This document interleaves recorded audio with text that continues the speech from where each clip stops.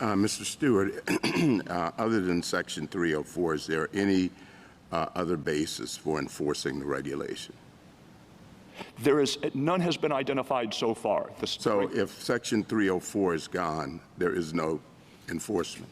I think there is a substantial practical likelihood that that would be the result. It would still be open to the FEC to examine other provisions of the federal campaign finance laws and ask whether the 20-day limit would continue to serve a valid purpose even without the statute. But we would concede the most likely result, if the statute were declared invalid, is that the regulation would cease to be on the books or would cease to be enforceable. But none of this was litigated below. The district court didn't decide the case on that basis. The district court was under the misimpression that the first $250,000 of Senator Cruz's loan had been repaid with post-election funds.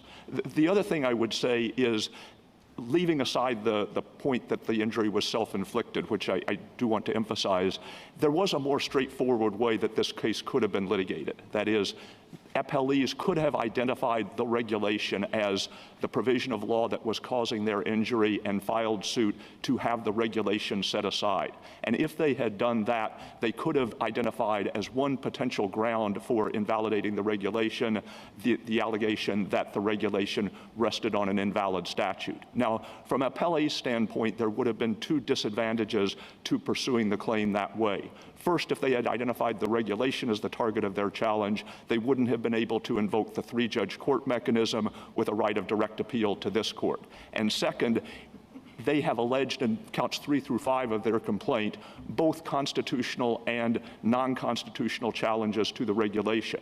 And if they had identified the regulation as the source of their injury, then under usual principles of constitutional avoidance, the court would have been obliged first to consider their non-constitutional challenges to the regulation, and only if those were rejected would it have proceeded to the constitutional issues. And Mr. Stewart, is one of your